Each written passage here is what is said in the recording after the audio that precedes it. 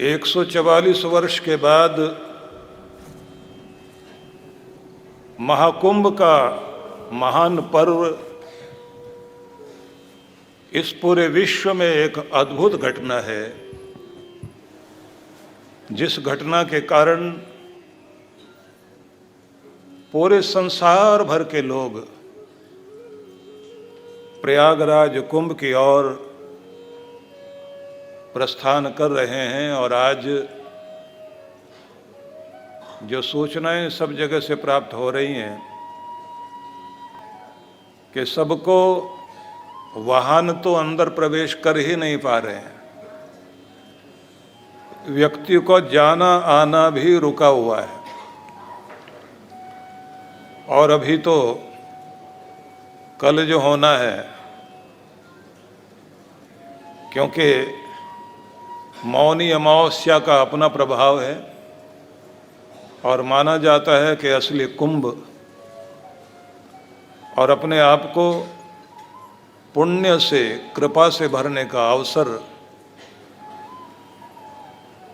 और संगम में त्रिवेणी में डुबकी लगाने का पुण्य फल विशेष रूप से मौनी अमावस्या के दिन मिलता है। और आप लोग जानते हैं कि 1 महीना लगातार साधना करने वाले लोग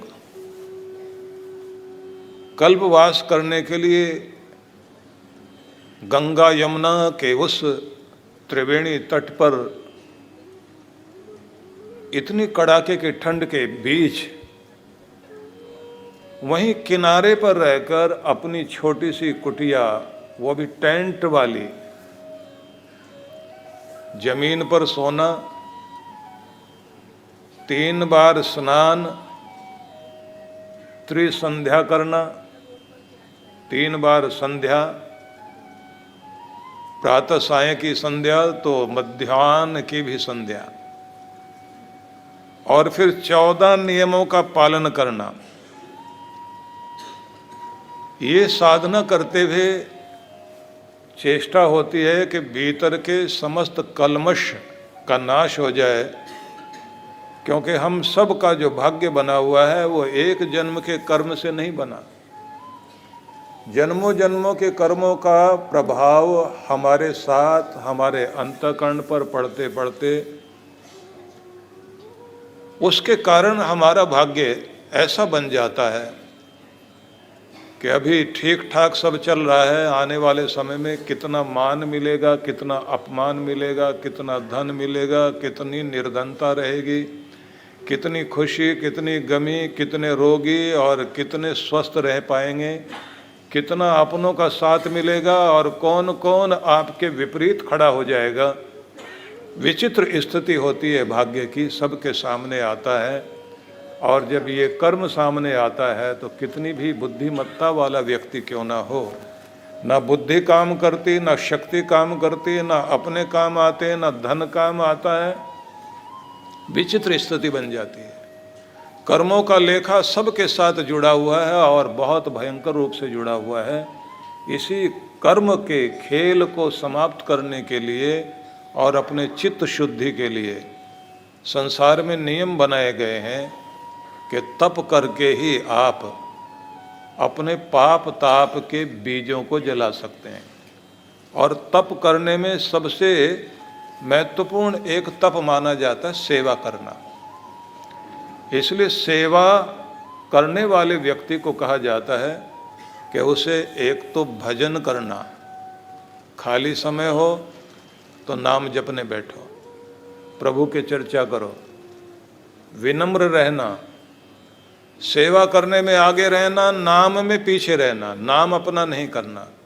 मान मिले अपमान मिले, बुरा कहे भला कहे कोई भी, उसे मान अपमान छोड़कर सिर्फ केवल मात्र सेवा में लगे रहना चाहिए। क्योंकि हाथों की लकीरों को, जो दुर्भाग्य की रेखाएं हैं, उनको केवल मात्र आपकी सेवा मिटा सकती है। तो तन से भी सेवा करना, मन से भी सेवा करना, धन से भी सेवा करना अनेक अनेक प्रकार से सेवा करना, भावनात्मक रूप से भी सेवा करना होता है और विनम्र रहना होता है। इसलिए सेवा करने वाले लोग, कोई पानी की ड्यूटी देता है, कोई जूतों में बैठ कर के वहाँ जोड़ों की सेवा करता है। बड़े से बड़े आदमी के अंदर भी ये गुण होता है कि वो अपने बड़प्पन को भूल जाए। पीछे बैठकर लोग अपना रुमाल निकाल कर नहीं, बल्कि अपने कपड़े से जूते साफ करने लग जाते हैं, दूसरों के जूते। जितनी विनम्रता आएगी उतना ही कल्याण होगा। नाम जपने में रुचि रखना, निंदा चुगली कोई करे, हंसे कोई, मजाक कोई उड़ाए, किसी चीज का ध्यान नहीं रखना, दुनिया मान देगी, अपमान देगी, लोग क्या कहेंगे, सब भूल कर बैठना होता है। जो कल्पवास करने वाले लोग होते हैं, आप देखिए कि ब्रह्मा जी का दिन और मनुष्य का दिन, इन सबको अगर आप देखने लग जाएं तो हमारा जो 365 दिनों को मिला के 1 वर्ष होता है। गणना करने बैठे, एक लंबी गणना है, तो 4 अरब 32 करोड़ वर्ष का एक कल्प माना जाता है। और कल्पवास करने वाले लोग अगर ठीक ढंग से कल्पवास करते हो तो कहते हैं इतने समय तक का कर्म का प्रभाव नष्ट होकर पुण्य फल प्राप्ति का अवसर मिलता है उस व्यक्ति को, जो ऐसे जाकर तप करने के लिए बैठता है। और उनके लिए माना गया है, क्योंकि पद्म पुराण में कल्पवास की व्याख्या की गई है और आपके शास्त्रों में, वेदों में स्वयं वाजिन तन्वम कल्पयस्व, स्वयं यजस्व, स्वयं जुषस्व, महिमाते अन्नेन न सन्नशे, यज्ञेन कल्पताम, ऐसे शब्द बार बार आते हैं। यजुर्वेद को पढ़ने बैठे तो वहाँ पर इस शब्द का बार बार प्रयोग होता है, यज्ञेन कल्पताम, यज्ञेन कल्पताम, कि यज्ञ के द्वारा कल्पित कीजिए, स्वयं को निर्माण करें, स्वयं को ढालें। तो ऐसे एक शब्द है संकल्प। कल्पना तो रात दिन हम करते हैं ना, अनिष्ट की कल्पना करेंगे, बुराई की कल्पना करेंगे कि कहीं कुछ अनिष्ट ना हो जाए, कहीं कुछ बुरा ना हो जाए, कहीं कोई दुख ना आ जाए सामने। बहुत तरह के लोगों के अंदर आशंकाएं आती हैं, और जिस चीज़ की हम कल्पनाएं करने लग जाते हैं, जिस पर ध्यान टिकने लग जाता है, वही सारी चीज़ें आपकी ज़िंदगी में बार बार सामने आने लग जाती है। इसलिए शुभ का संकल्प होना चाहिए। जो एक शिव संकल्प के मंत्रों का पाठ किया जाता है ना, यज्जागृतो दूरमुदयति दैवं तदुसुप्तस्य तथैवेति दूरंगमं ज्योतिषां ज्योतिरेकं तन्मे मनः शिव संकल्पमस्तु, वहाँ पाठ किया जाता है। और मन के लिए कि जागते हुए जो मन तरह तरह की कल्पनाएं करता है और दूर दूर तक विचरण करता है, सोते सोते में भी ये मन कल्पना करता रहता है। ये मन अनेक शक्तियों से भरपूर है।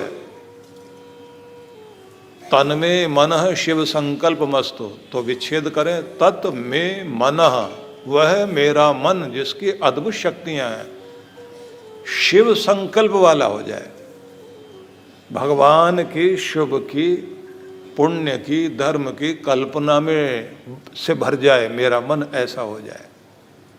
तो पहले मन को आपको अच्छाई से, शुभ से, धर्म से भरना होता है, और अनिष्ट अपने मन से हटाना पड़ता है। क्योंकि आपको अगर रात दिन बुरी चीज़ों के बारे में सोचोगे तो बुरी चीज़ें आपकी तरफ खींचकर आने लग जाएगी।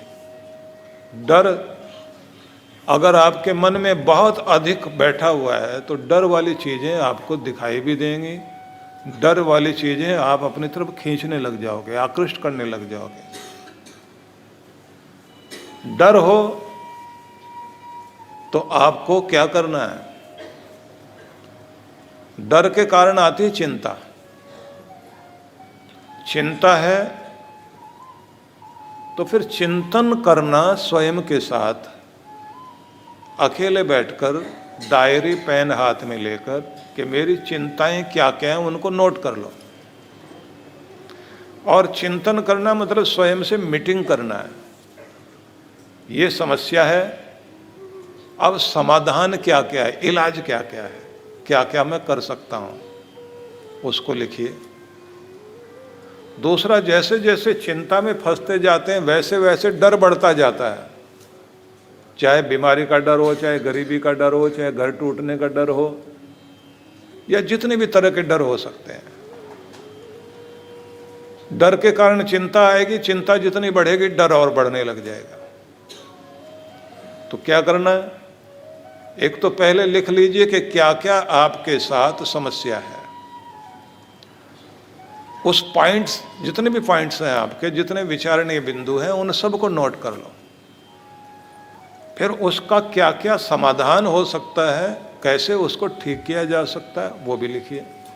फिर ये भी ध्यान में रखना है कि एक्सपर्ट की सलाह भी लेनी है, क्योंकि आपका दिमाग दबाव के कारण डिसीजन नहीं ले पा रहा। हर किसी से सलाह मत ले लेना। जो बेस्ट हों, विशिष्ट लोग हों, एक्सपर्ट लोग हों, जो समस्याओं से निकले हों, ऐसे लोग सलाह देने लग जाते हैं जो अपनी जिंदगी में पूरे फेल रहे हों, दूसरों को पास करने के लिए सलाह दे रहे होते हैं। बीमार दूसरे को स्वस्थ होने का फार्मूला बताता है। उनसे सलाह मत लीजिए। अगली बात, ईश्वर से प्रार्थना करिए, अपने गुरु की शरण में जाइए। ज़्यादातर लोग, क्या होता है, दुर्भाग्य जब जीवन में आने लग जाता है ना, एक तो जब परम सौभाग्य होता है तब भी भगवान और गुरु से दूर भागते हैं। जब बहुत अच्छे दिन हो रहे होते हैं, दुनिया दुनिया के लोग सामने आते हैं ना, आदमी जगह जगह भटकता और बटता है। और जब घोर दुख आ जाता है तब भी अपने गुरु से दूर हो जाता है, भगवान से दूर हो जाता है, और 20 जगह चक्कर काटता है फिर। और जब उस पर कृपा हो जाती है, उसको यही नहीं पता लगता है यहाँ से हुई या यहाँ से हुई, तो फिर वो कहीं जाता ही नहीं दोबारा थैंक्स करने। नाले तक में डूब कर आता है आदमी उन दिनों। अगर कोई कहे ना इस नाले में कूदने से भले कितनी भी गंदगी हो, यहाँ से बस दुख दूर हो जाएगा, आदमी वहाँ जाएगा। कोई अगर कहे कान में छेद कराओ, नाक में छेद कराओ, लोग नाक में छेद करा रहे हैं। किसी पंडित ने अगर ये बता दिया कि जेल ना चले जाओ, तो जेल का पानी या फिर कचहरी का पानी वो मंगा मंगा के पियो। तो मैंने लोग देखे हैं, कचहरी जो कोर्ट होता है, कोर्ट में जहाँ कोई हैंडपंप लगा हुआ, नौकर को भेजते हैं वहाँ से, भैया एक डब्बा भर लाना। जैसे कोई त्रिवेणी से जल लाता है ना, गंगा जी से जल लेके आता है, वो जो है कोर्ट से लेके आ रहे हैं। और जल लेके आते हैं तो फिर वो, जब हम लोग बैठे होते हैं ना, तो कहते हैं गुरु जी के लिए विशिष्ट जल लाओ। तो वो नौकर कहता, साहब वो वाला ले आए क्या? बोले नहीं, वो तो हमारे लिए। पूछा भाई कौन सा जल है वो जो खास है? बोले नहीं, इनके मुकदमे चल रहे हैं ना, तो वहाँ से किसी ने बताया था वहाँ से पानी लाना। वो बेचारा वही जो बहुत छान छान के नाप के पीता, कम ना हो जाए। क्या क्या करेगा आदमी, किसी ने कुछ भी बता दिया। और जहां सच्चा विश्वास करना चाहिए, एक बात ध्यान रख लेना, एक तो आपका गुरु मंत्र, एक आपके गुरु और एक आपके इष्ट देव, इनसे कभी भरोसा अपना हटने मत देना, क्योंकि सारी दया यहीं से होती है और कहीं से कुछ होने वाला नहीं। भटकते भटकते जगह जगह जाएगा और आदमी का ध्यान हटता है। उस समय दुर्भाग्य जो है आदमी की मति फेर देता है, ध्यान हटा देता है। अपनों की सलाह अच्छी नहीं लगती, गैरों की सलाह अच्छी लगती है। जब बुरा समय आता है, कहते ना कि संग से रंग बदल जाता है और व्यक्ति की अवस्था, कैसी भी अवस्था है, वो अगर अच्छी व्यवस्था मिल जाए तो व्यक्ति की कोई भी तरह की अवस्था चल रही हो, उसको ठीक करने का मतलब ये होता है कि अपनी व्यवस्था को ठीक करें। दूसरे ढंग से कहते हैं कि व्यथा हो जीवन में तो व्यवस्था पर ध्यान दो, और अगर जीवन का रंग बदलना है तो अपना संग बदलो। और सत्संग जो है वो आपका रंग नहीं बदलता, वो आपके जीवन जीने का ढंग बदलता है। इसलिए गुरु का सत्संग वो महत्वपूर्ण होता है।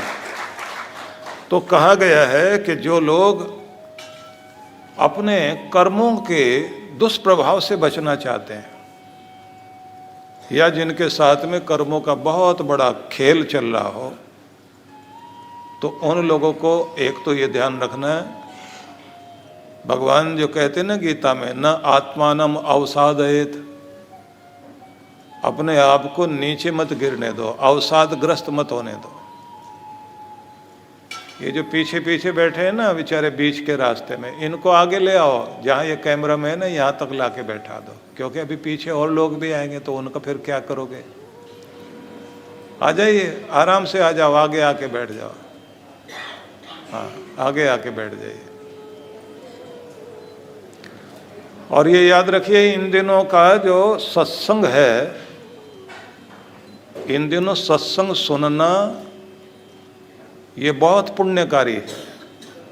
1000 काम छोड़ करके भी मौका मिले तो मौका छोड़ना नहीं।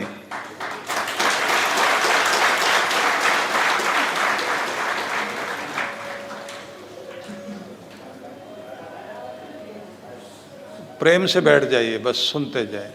तो आपको क्या ध्यान देना है, न आत्मानम अवसादयेत, कि अपने आप को निराश मत करें, नीचे न गिरने दें, और अपने आप को कोसे नहीं। अपने आप को खुद ही बुरा बुरा बोलने लग जाते हैं, मेरी किस्मत खराब, मेरी ज़िंदगी खराब, मेरे साथ कुछ भी अच्छा नहीं हुआ, पता नहीं आके कुछ अच्छा होगा नहीं होगा, सब कोई मेरे खिलाफ है, भगवान भी तो मेरा नहीं है। तो ऐसा ऐसा जो सोच रहे होते हैं ना, वो गलत है, वो मत सोचिए। देखिए, कोई भी आपको छोड़ दे, दुनिया छोड़ देगी, ना तो आपके भगवान आपको छोड़ने वाले, ना आपके गुरु आपको छोड़ने वाले। बस आपको अपना मंत्र नहीं छोड़ना, अपनी भक्ति नहीं छोड़नी, अपना नियम नहीं छोड़ना। जो भी नियम आपको दिया गया है उसको निभाने में निरंतर तत्पर रहिए, उसको नहीं छोड़ना। तो कल्पवास करने वाले लोग इन दिनों जो नियम अपनाते हैं, उन नियमों में कहा गया है, पद्म पुराण में 21 नियम बताए गए हैं। 21 नियम हर किसी को करने चाहिए। उन नियमों के बारे में मैं आपको बताऊंगा, उससे पहले आप ध्यान रख लीजिए, आपके पवित्र ग्रंथों में बार बार ये कहा है कि शुभ की कल्पना करो, अशुभ की नहीं। जो चाहिए जीवन में बस वही ध्यान में लाओ, जो नहीं चाहिए उसके लिए एकांत में बैठकर चिंतन करके ये स्थितियां मेरी खराब हैं, इनसे बाहर निकलना है, ये तो ध्यान में ले आओ। लेकिन 24 घंटे उसको दिमाग में मत घुमाओ, ये भी मुसीबत, ये भी मुसीबत, ये भी मुसीबत, ये भी मुसीबत। उस मुसीबत को नहीं गिनो। और एक बात और, जो आप लोग एक कहानी सुनते हैं ना, वो कहानी में आता है कि किसी एक व्यक्ति को एक कीमती थैली जिसमें हीरे भरे हुए थे, वो अचानक सवेरे सवेरे सैर करने जाता था।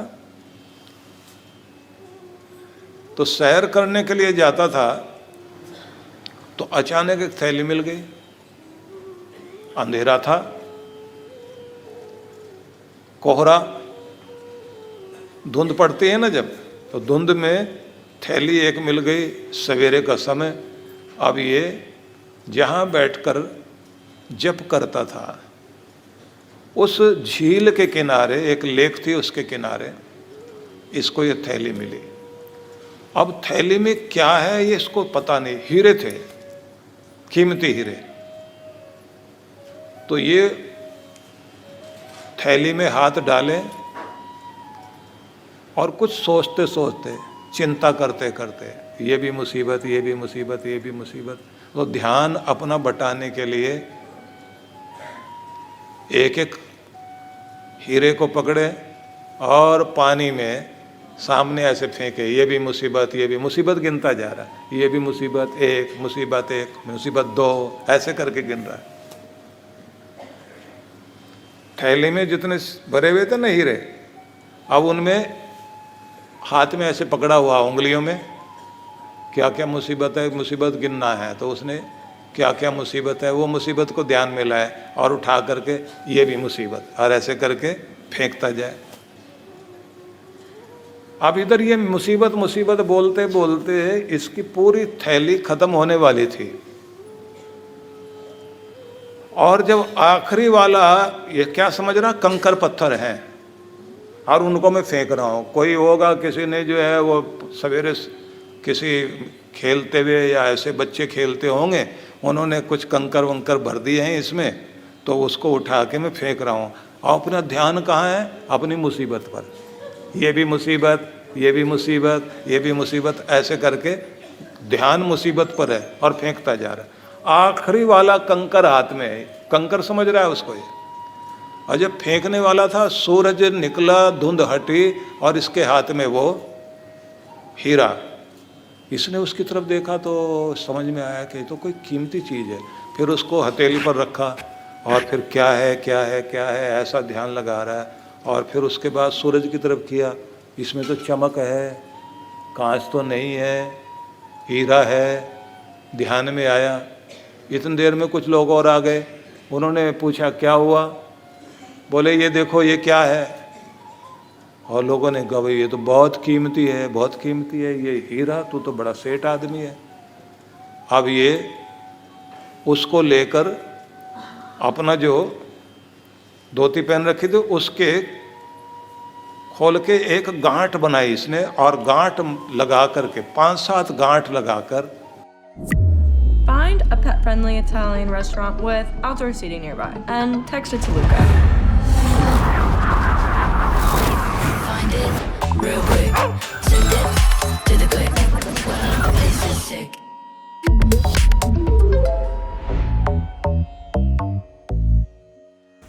Soframycin cuts wounds, burns और skin infections के लिए। सेप्टिक नहीं, सब ठीक। और फिर माथा पीटने बैठ गए। अब लोग चारों तरफ से घेर कर पूछ रहे हैं क्या हुआ क्या हुआ, क्यों रो रहे हो? बोले जो मैं बोल रहा था ये भी मुसीबत, ये भी मुसीबत, तो वो सारी मुसीबत मेरी जिंदगी में पुण्य बन करके, खुशियां बनकर आई थी, सारी झील में फेंक दी, और झील इतनी गहरी है मैं तो तबाह हो गया। अब लोग तमाशा देखें, ये माथा पीटे रोए।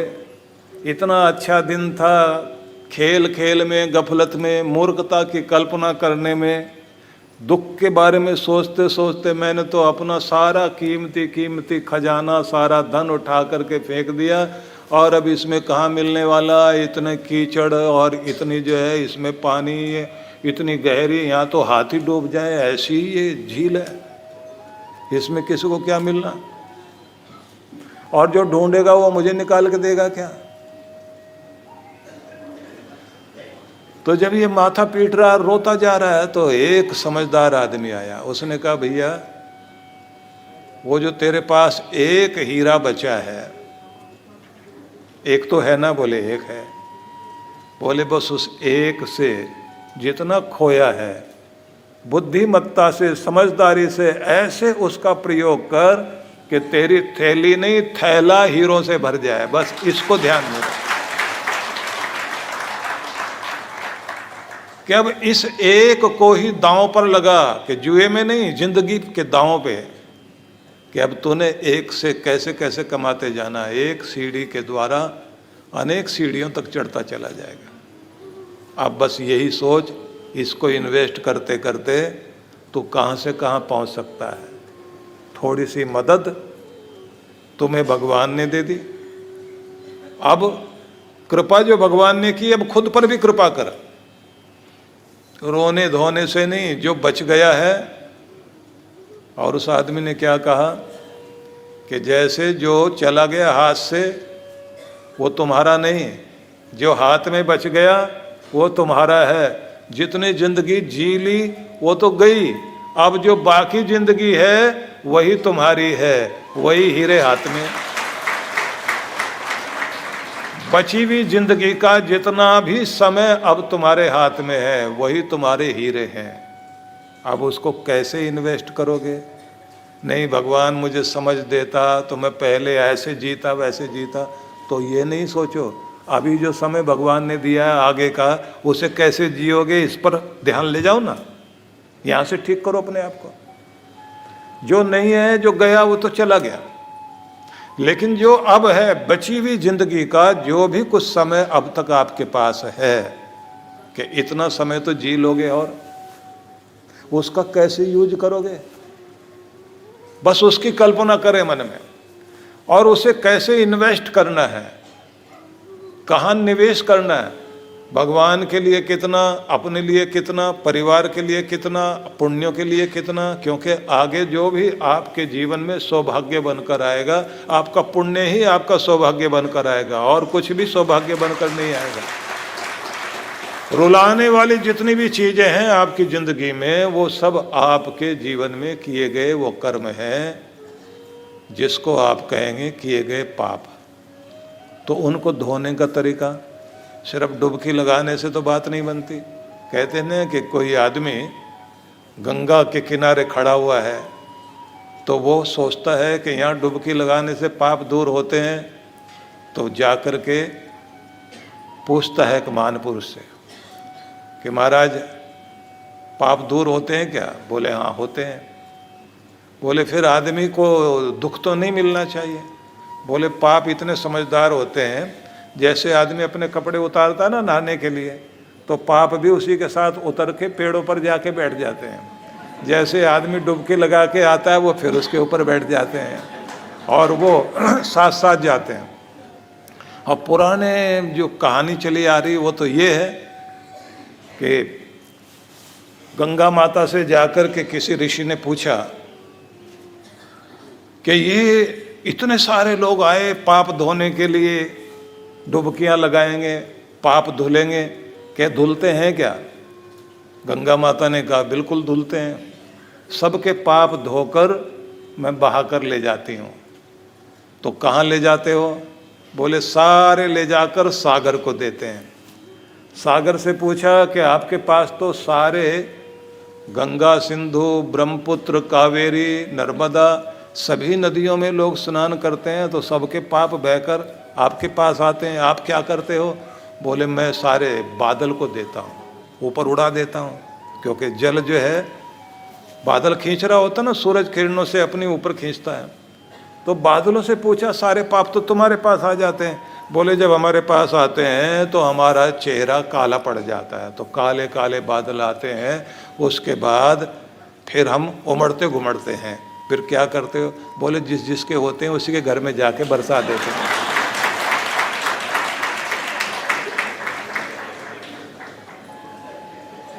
कि फिर छूटता कैसे आदमी? बोले छूटेगा वहीं से जिस गुरु के द्वारा नामदान लिया, गुरु के द्वारा दी गई विधि अपनाई, जप तप करने का मौका मिला, माल संभालते संभालते माला संभालना भूल गए, तो अब आपको जितना माला जपते हो उतना ही आपने ये भी ध्यान रखना है कि माल देने वाला भी याद रहे। माल देने वाला ऊपर वाला देता है ना, नहीं तो कितना भी नाम के आगे माल्या लिख दीजिए, ऊपर वाला अगर माल छीनने लग जाए तो बचता है क्या? देश तक छूट जाता है। तो क्या करना है? माल पर जैसे आपका ध्यान जाता है, माल धन गिनते समय कितनी एकाग्रता बनती है। जब अपने नोट गिनने लग जाए आदमी, और गिनते गिनते कई बार होता है ना कि कोई नोट चिपका रह गया और ये गिनता जा रहा है, वो वापस आएगा वहीं आके उसको दोबारा से पानी में उंगली डुबो करके, और कुछ तो भले लोग जो है पानी का यूज नहीं करते, सीधे जीभ निकालते हैं बाहर, उसके बाद रगड़ रगड़ के ऐसे गिनते हैं। एकाग्रता पूरी रहती है, ध्यान इधर उधर जाता ही नहीं। नोट गिनने में इतना ध्यान एकाग्र होता है और कहीं ध्यान ही नहीं जाएगा। लेकिन माला हाथ में हो तो ध्यान कहाँ कहाँ जाएगा, दुनिया दुनिया भर में ध्यान जाता है। तो अगर आपका ध्यान माला जपते समय ऐसे ही रहे जैसे माल गिनते समय, तो समझ लेना चाहिए माला माल हो जाओगे, ऊपर वाला कृपा करेगा, कोई कमी नहीं रहेगी। एकाग्रता चाहिए। तो कहा गया तन में मन शिव संकल्पमस्तु, और एक मंत्र में कहा गया स्वयं वाजुन तन्वम कल्पयस्व, बलशाली जीव तन्वम कल्पयस्व, अपने विस्तार की कल्पना कर, कहां तक जाना चाहता है। और दुखों की कहानी को इतना तो ध्यान में रख लेना है कि ये परेशानियां जिंदगी में हैं, ये चुनौतियां हैं जिनसे मुझे लड़ना है और इनसे बाहर निकलना है। और मदद मांगो भगवान से भी, गुरु से भी आशीर्वाद लो, सही लोगों से राय भी लीजिए और निर्णय लीजिए। जैसे किसी पत्थर पर लगातार चोट मारने से एक दिन वो टूटता जरूर है। कभी कभी लगता है कि मैंने 150 तक इसमें लगातार चोट मारी, टूटा नहीं। लगता है किस्मत में है ही नहीं कि टूटे, और आपने 100 चोट मार दी, नहीं टूटा। अब आपका मन हारने लगा, लेकिन फिर भी आपको जोश आया और एक हथौड़ा जोर से मारा और पत्थर टूट गया। तो अब आप क्या देखते हैं कि टूटना था 101वीं चोट से। तो आपकी पहली चोट, दूसरी, तीसरी, चौथी बेकार नहीं गई, सब चोट ने काम किया। हर दिन जो आप नाम जपते रहे हो, हर दिन जो सेवा करते रहे हो, हर दिन जो पुण्य करते रहे हो, हर दिन जो भक्ति करते रहे हो, ये हथौड़े मार रहे थे आप अपने दुख के पत्थर पर, और एक दिन जब वो टूट कर गिरता है, समझ लेना वो सारे की सारी चोटों ने काम किया है। इसलिए कभी भी ये मत सोचो कि कुछ असर नहीं पड़ रहा, असर नहीं पड़ रहा, असर पड़ता है। लगातार काम करते जाओ, एक दिन वो किया हुआ सारा प्रयास उस दुर्भाग्य की चट्टान को तोड़कर आपका रास्ता बना देती है। इसलिए बलशाली बनकर अपनी कल्पना करें कि यहाँ मुझे पहुँचना है। और एक बात और, सभी को, जैसे कल्पवासियों के लिए नियम है, कल्पवासियों के लिए नियम है कि ब्रह्म मुहूर्त में जागना है, ब्रह्म वेला में। ब्रह्म वेला को अमृत वेला कहा गया। और जल्दी सोकर जल्दी उठना, 3 बार का स्नान और त्रिकाल संध्या। तो आप इतना नहीं कर सकते तो सुबह शाम तो भगवान का नाम जप सकते हैं। और जब अपना भोजन करते हैं तो उस समय उसका धन्यवाद करो जिसने भोजन दिया। जब आप अपने ऑफिस में या कार्य वाली जगह में जाकर बैठते हैं तो पहले काम शुरू करने से पहले जिसने रोजी रोटी का जरिया आपको दिया है उस भगवान को याद कर लो। और जब अपने घर में प्रवेश करते हो तो घर में प्रवेश करने से पहले एक बार अपने घर की तरफ देख करके और भगवान से आशीर्वाद मांगना, मेरा घर बसा रहे, आबाद रहे, खुशहाल रहे, प्रेम प्यार बना रहे। भगवान इस छोटी सी दुनिया पर जिसमें मैं बसता हूँ, रहता हूँ, इस पर अपनी कृपा छाया बनाए रखना, हम सब खुशहाल रहें। ऐसा मन मन में भावना बोल कर देखिए। अपने बच्चों के लिए आशीर्वाद दो, अपने पति के लिए, पत्नी के लिए मंगल कामना करो। और कभी कभी तो जब पाठ पूजा कर रहे होते हैं और भगवान से जब आप मांगते हैं ना, उससे पहले एक चीज बोला करो मन मन में, मेरी जिंदगी में अब तक जितनी भी खुशी के अवसर आए, जितना भी मेरे पास अब तक कुछ भी आया, उसको देने में और वहां तक लाने में जिसने साथ दिया, भगवान उनको खुशियां पहले देना, उनको आबाद रखना, उनका भला हो। और जिन्होंने मुझे दुख दिया, मेरे काम में बाधा डाली, मुझे पीड़ा पहुंचाई, परमात्मा उनको मैं तेरे न्याय पर छोड़ता हूं। अपने अंदर से उनके लिए कुछ भी बैर भाव नहीं रखता, सबको अपनी तरफ से माफ करता हूं। और मेरे द्वारा भी अगर किसी को कोई कष्ट पहुंचा हो, मेरे परमात्मा आप मुझे भी क्षमा करना, मैं भी माफ़ी मांगता हूं और सबका भला हो। फिर यही कहना, सबका भला हो। ऐसे करके अपना दिल साफ करके बैठना, तब आपके ऊपर बहुत कृपा होती है। मन में बैर लेकर के कोई भी ऐसे स्थान पर जाता है जहां आपकी किस्मत बदलती है, वहां बैर भाव लेकर जाओगे तो बात नहीं बनती। आपको आश्चर्य होगा, हमारे देश के जो प्रथम राष्ट्रपति थे डॉक्टर राजेंद्र प्रसाद जी, उन्होंने भी 1 महीना राष्ट्रपति रहते हुए कल्पवास किया था वहाँ गंगा के तट पर बैठ करके। वहीं पर एक जो है प्रेसिडेंसी हाउस के नाम से बना हुआ स्थान, वहाँ वो रहते रहे और 1 महीना तप किया उन्होंने। क्योंकि जो बहुत आध्यात्मिक लोग हैं वो समझते हैं कि जीवन के किस मोड़ पर हम आ गए, अब भी जब तप नहीं करेंगे तो कब करेंगे भाई, पता नहीं कब सांस निकल जाए, मनुष्य का चोला मिला हुआ, अपना उद्धार कर लें। भगवान श्री कृष्ण ने केदारनाथ बद्रीनाथ वाला पूरा भाग जो है ना, तो जो बद्रीनाथ वाला भाग है वहाँ 12 वर्षों तक तप किया। 1 वर्ष तो केवल बेर खा करके, फल खाकर, छोटे छोटे फल खाकर, और उसी से तप किया। क्यों? संसार के सामने ये उदाहरण प्रस्तुत करना होता है कि जिसने भी संसार में कुछ भी प्राप्त करना है, बिना तप के, बिना साधना के कुछ नहीं मिलता। और भक्ति है जो आपका भला कर सकती है, और कोई रास्ता नहीं है। इसलिए नियम बना लो, सवेरे जितना जल्दी उठ सकते हो उठ करके अपना आसन एक रखिए, अपनी माला रखिए, अपनी गंगा जली रखो जिसमें से जल लेकर के अपने ऊपर छींटे लगाओ, चारों तरफ छींटे लगाओ, अपने आप को पवित्र करके, और फिर माला का संस्कार करके, और फिर बैठकर जाप करना, पाठ करना, नियम बना लीजिए। और जब बैठते हो ना आसन पर, अपने आप को, अपनी पीठ थपथपानी चाहिए, ऐसे थपथपाओ, ऐसे मैं भाग्यशाली हूँ, किस्मत वाला हूँ, अपने दुनिया के राजाओं के राजा परमात्मा के दरबार में बैठकर उसकी कृपा पाने का मौका मिला, मेरी मीटिंग मेरे भगवान से हो रही है।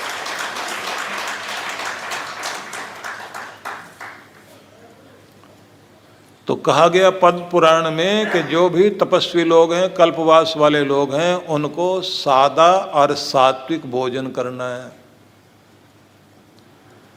और बैर विरोध, निंदा, चुगली, आलोचना, जो दोष हैं जितने भी, उन सबको अपने जीवन में नहीं आना। जप तप करना, ध्यान करना, सत्संग करना, तो जो नियम बताए गए हैं उनमें सबसे पहला कहा गया है कि जो भी तपस्वी व्यक्ति है उस व्यक्ति को, परमात्मा के साधक को, सत्य वचन पर पहले ध्यान देना है।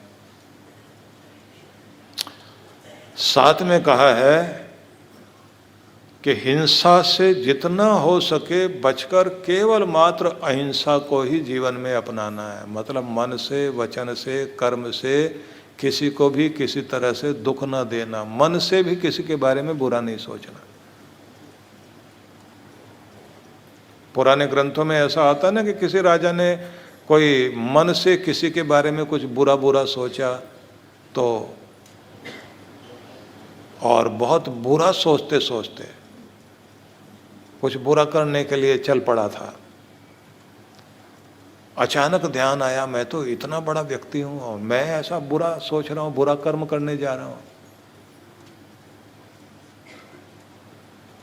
तो बड़ी लंबी कहानी है, सार बस इतना समझ लीजिए कि उसने वापस आया और आकर के सोचा कि अपने गुरु के पास जाऊं और जाकर के कहूं कि कोई ऐसा आदमी कर्म करने के लिए तैयार हो जाए और इतना बड़ा आदमी हो तो उसे क्या सजा मिलनी चाहिए।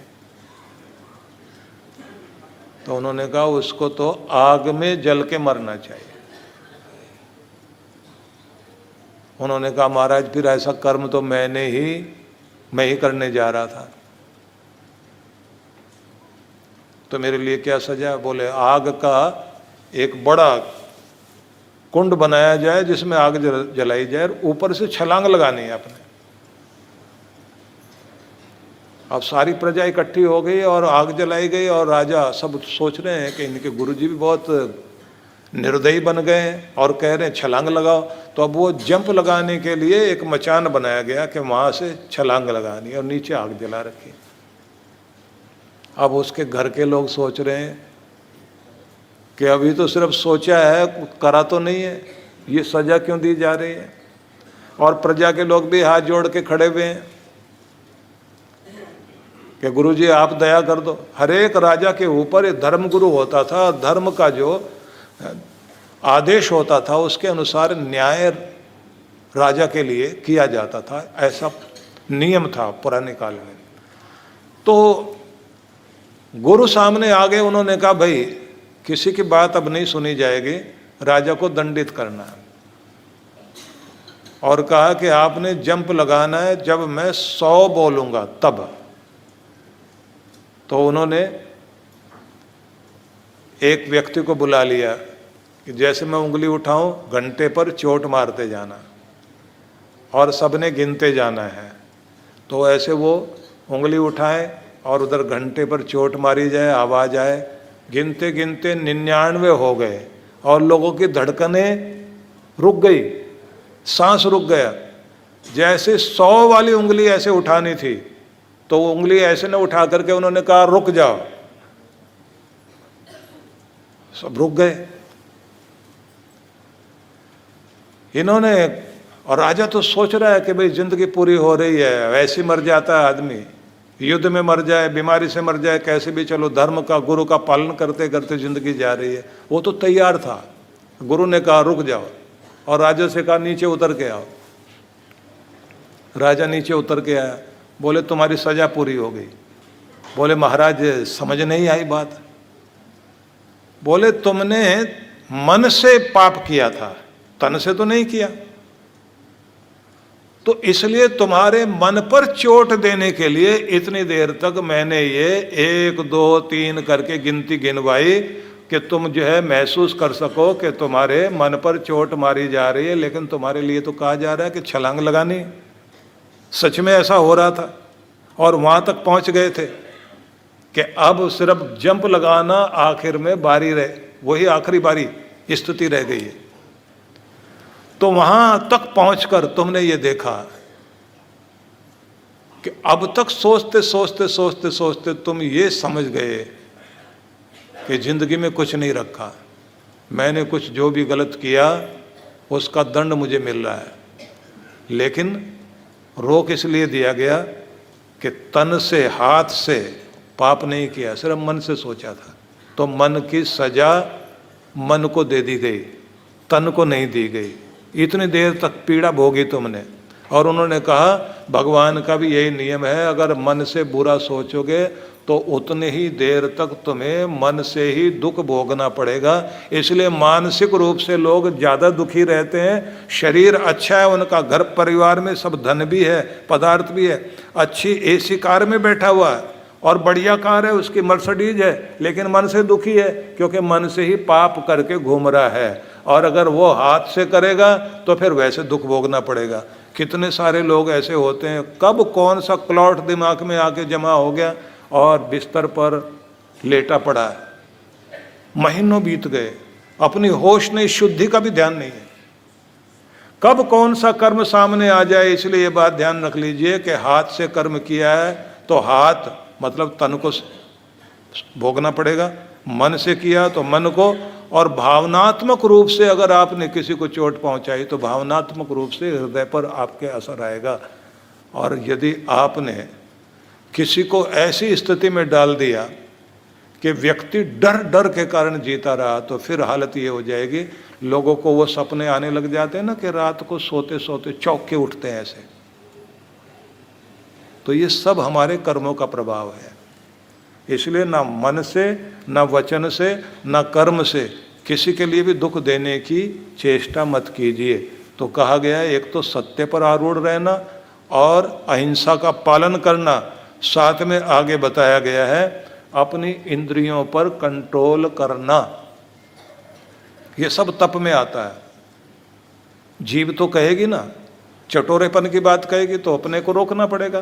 कान जो है कुछ गलत तरह की चीज़ें पसंद आती हैं तो वो सुनना चाहते हैं, आंख वैसी चीजें देखना चाहती है, जीभ वैसी चीजें चखना चाहती है। आदमी की जो शरीर की त्वचा है ये अलग तरह का स्पर्श और सुख चाहती है। तो जहाँ जहाँ गलत है वहाँ अपने आप को रोकना शुरू कर दीजिए और अपने आप को सही तरफ चलाना शुरू कर दीजिए। खास तौर से एक बात पर ध्यान देना, ये जो आपने ब्याह शादी में जो रथ लेके जाते हैं ना, तो उसमें आगे घोड़े जुड़े होते हैं। तो घोड़े को वो जो पहना दिया जाता ना आँख के पास, तो वो ना बाएं ना दाएं उसको दिखाई नहीं देता। घोड़े को क्या दिखाई देता? सिर्फ सामने। तो उससे क्या होता है, कितना भी कोई नाच कूद रहा हो, घोड़ा बेचारा ठीक ठाक चलता है, क्योंकि सामने का दिखाई दे रहा है, दाएं बाएं नहीं देखता, इसलिए वो सही चलता जाता है। और घुड़सवार अपने घोड़े को ठीक चलाना है तो इस बात का ध्यान रखते हैं कि रथ में चलाना है तो उसको दाएं बाएं ना देखे, तो उसके लिए लगा देते हैं यहाँ वो उसके एक पटका सा होता है, वो पट्टी सी लगा देते हैं ना, उसका क्या नाम होता होगा वो तो वही घोड़े वाले जाने, वो जानने की जरूरत भी नहीं है। सिर्फ इतना समझना है, जब उसके लिए वो लोग प्रयोग करते हैं तो साधक को क्या करना चाहिए, जो कुछ देखना है, जिधर जाना है, सिर्फ वहीं ध्यान रखें, बाकी पर हाथ ऐसे लगाए रखें, मतलब मन से ही कंट्रोल करना है कि जाना तो वहाँ है, प्राप्त तो ये करना है, तो इधर क्यों देखना उधर क्यों देखना। जिसको सीधा देखना आ गया बस वही पहुँचेगा, बाकी नहीं पहुँचने वाला, वो भटकेंगे।